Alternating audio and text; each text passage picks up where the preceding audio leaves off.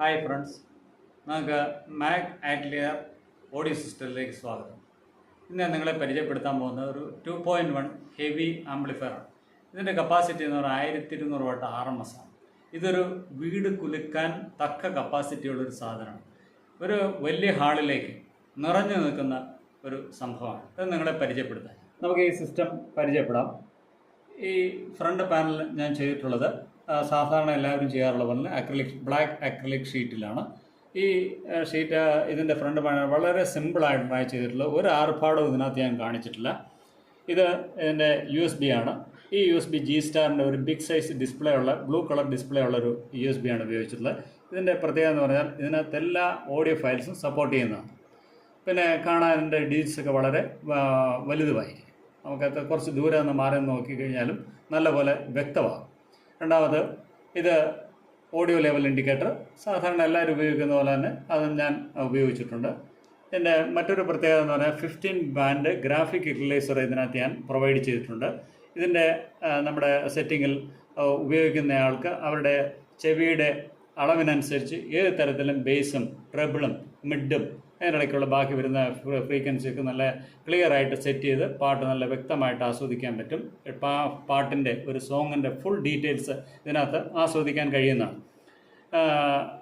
ഇതിന് ബാലൻസ് കൊടുത്തിട്ടുണ്ട്. സബിന് പ്രത്യേക ഒരു കൺട്രോൾ ഞാൻ കൊടുത്തിട്ടുണ്ട്. അടുത്തത് ഇൻപുട്ട് സെലക്ഷനാണ്. ഇൻപുട്ട് സെലക്ഷന് 3 പ്രൊവിഷനുണ്ട്, 3 സ്റ്റേജുണ്ട്. ഈ സാധാരണ എല്ലാവരും ഇതിന് കൊടുക്കാറുള്ളത് ഗ്യാങ്ഡ് സ്വിച്ചാണ് ഉപയോഗിക്കാറ്. ഈ ഗ്യാങ്ഡ് സ്വിച്ച് പെട്ടെന്ന് ഫെയിലാവുന്ന ഒരു സാധനമാണ്. അതിന് പകരമായിട്ട് ഞാനിവിടെ പ്രൊവൈഡ് ചെയ്തിട്ടുള്ള റോട്ടറി സ്വിച്ചാണ്.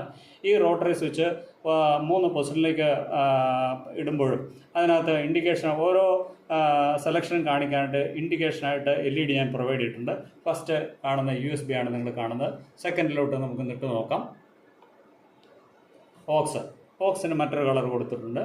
അടുത്തത് മിക്സ് മീൻസ് മിക്സറിൻ്റെ ഔട്ട്പുട്ട് ഡയറക്റ്റായിട്ട് ഈ ആംപ്ലിഫയറിലോട്ട് കൊടുക്കാം.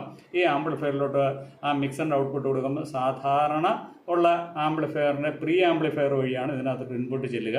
എന്നാൽ ഇത് അങ്ങനെയല്ല, ഇത് ഡയറക്റ്റ് ആംപ്ലിഫയറുമായിട്ടാണ് കപ്ലൈ ചെയ്യുക. അപ്പോൾ ഇതിൻ്റെ ഒരു പ്രത്യേകത എന്ന് വെച്ചാൽ ആംപ്ലിഫയറും മാത്രമേ കണക്ഷൻ ഉണ്ടാവുള്ളൂ. അപ്പം ആംപ്ലിഫയറിനെ പവർ ആംപ്ലിഫയറിനെ മറ്റ് തരത്തിൽ ഡിസ്റ്റർബ് ചെയ്യാതെ മിക്സർ ആംപ്ലിഫയറിലോട്ട് കണക്ട് ചെയ്യുമ്പോൾ നമ്മൾ ഉപയോഗിക്കുന്ന മൈക്ക് നല്ല ക്ലിയറായിട്ട് നല്ല ക്ലാരിറ്റിയോടുകൂടി വർക്ക് ചെയ്യാൻ വേണ്ടിയിട്ടാണ് ഞാൻ ഈ ഗ്രാഫിക്കിൽ അല്ലെങ്കിൽ പ്രീ ആംപ്ലി സ്റ്റേജ് ഒഴിവാക്കിയിട്ട് ഡയറക്റ്റ് ആംപ്ലിഫയറുമായിട്ട് കണക്ട് ചെയ്തിരിക്കുന്നത്. മറ്റ് പ്രൊഫഷണൽ ഓഡിയോ സിസ്റ്റങ്ങളിലൊക്കെ ഇങ്ങനെയാണ് അവർ ചെയ്യാറുള്ളത്.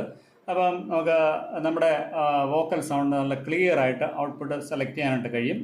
നല്ലപോലെ കരോക്കെ ഇട്ട് പാടാനും മറ്റെന്തെങ്കിലും അനൗൺസ്മെൻറ്റോ അല്ലെങ്കിൽ ചെറിയൊരു പാർട്ടിയിൽ ഈ പരിപാടികൾ അവതരിപ്പിക്കാനോ ഒക്കെ നല്ല സാധാരണ ഹൈ ക്വാളിറ്റി അല്ലെങ്കിൽ ഹൈ ലെവലിലുള്ള ആംപ്ലിഫയർ വർക്ക് ചെയ്യുന്ന പോലെ തന്നെ ഇതും വർക്ക് ചെയ്യും. ഇത് എൻ്റെ ഇതിൽ മാത്രം കാണുന്നൊരു പ്രത്യേകതയാണെന്നാണ് എനിക്ക് തോന്നുന്നത്. മറ്റുള്ളവർക്ക് സാധാരണഗതിയിൽ പ്രീ ആംപ്ലിഫയർ വഴി തന്നെയാണ് ഔട്ട്പുട്ട് മെയിൻ ആംപ്ലിഫയറുമായിട്ട് കണക്ട് ചെയ്യുക. ഇതങ്ങനെയല്ല, ഇതിനു വേണ്ടി പ്രത്യേക സെലക്ഷൻ ഞാൻ അറേഞ്ച് ചെയ്തിട്ടുണ്ട്. ഇനി നമുക്ക് ഇതിൻ്റെ ഉൾഭാഗം ഒന്ന് കാണാം.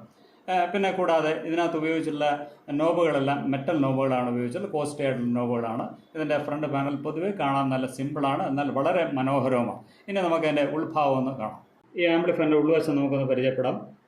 ആദ്യമേ തന്നെ ഞാൻ പറയുകയുണ്ടായി, ഇതൊരു 2.1 ആംപ്ലിഫയറാണ്. സോ ഇതിനകത്ത് 3 മെയിൻ ആംപ്ലിഫയറുകളെ ഉണ്ടാവുള്ളൂ. ഇത് ലെഫ്റ്റ്, ഇത് റൈറ്റ്, ഇത് സബ് വൂഫറിൻ്റെ ആംപ്ലിഫയറാണ്.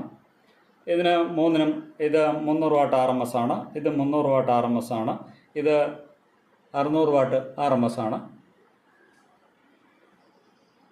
ഇത് ഇതിൻ്റെ മെയിൻ ട്രാൻസ്ഫോർമറാണ്. ഇത് ഈ പവറിന് വേണ്ടിയിട്ട് മാത്രം, അതായത് മെയിൻ ആംപ്ലിഫയറിന് വേണ്ടിയിട്ട് മാത്രം പ്രൊവൈഡ് ചെയ്തിട്ടുള്ള ഒരു ട്രാൻസ്ഫോർമറാണ്. ഇതിനകത്ത് മറ്റ് ചെറിയ കൺട്രോൾ വൈൻഡിങ്ങുകളൊന്നും വൈൻഡ് ചെയ്യാനുള്ള സ്പേസ് ഇല്ലാത്തതുകൊണ്ട് ഞാൻ വേറെ കുഞ്ഞു ട്രാൻസ്ഫോർമർ ഈ കൺട്രോളിന് വേണ്ടിയിട്ട് യൂസ് ചെയ്തിട്ടുണ്ട്.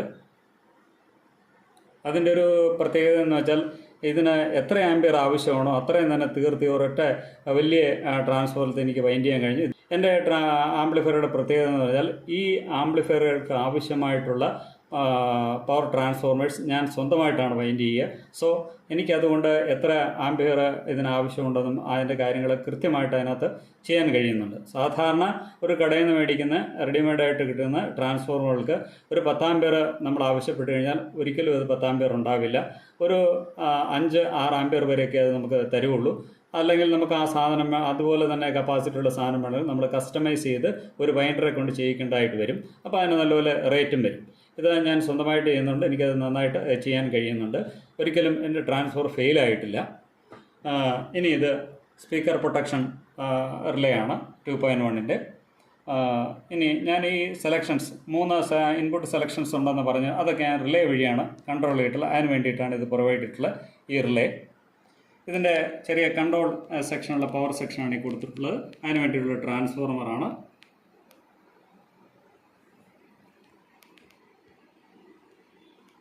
ഇതിൻ്റെ കൂളിങ്ങിന് ആവശ്യമായിട്ട് ഞാൻ 2 കൂളിംഗ് ഫാൻ പ്രൊവൈഡ് ചെയ്തിട്ടുണ്ട്.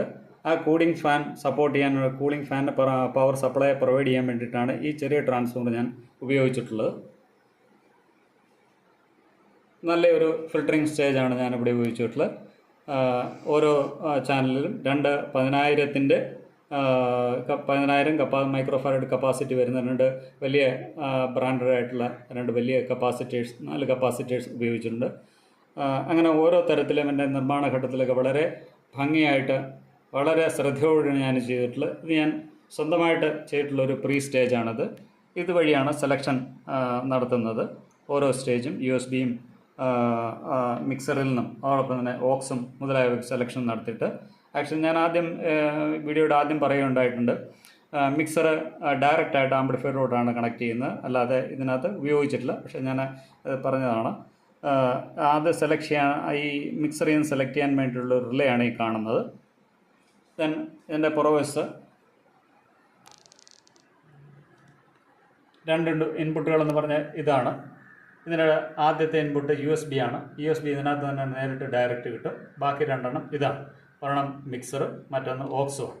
ഇതിൻ്റെ പുറകിലെ പവർ ഔട്ട്പുട്ടിനായിട്ട് ഉപയോഗിച്ചിട്ടുള്ള ബനാന സോക്കറ്റുകളാണ്.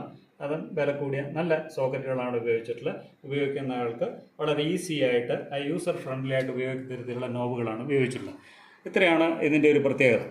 ഇത് നല്ല പെർഫോമൻസാണ് കാഴ്ചവെക്കുന്നത്. 1200 RMS എന്ന് പറയുമ്പോൾ തന്നെ നിങ്ങൾക്ക് മനസ്സിലാകും പെർഫോമൻസ് മോശമാകാൻ സാധ്യതയില്ല. ഓക്കെ, നിങ്ങൾ ഇതിനോട് താല്പര്യമുള്ളവർ നേരിട്ട് വരികയോ അല്ലെങ്കിൽ ഏതെങ്കിലും തരത്തിൽ കോൺടാക്ട് ചെയ്യുകയോ നമുക്കിത് കാണാൻ കഴിയും. Thank you.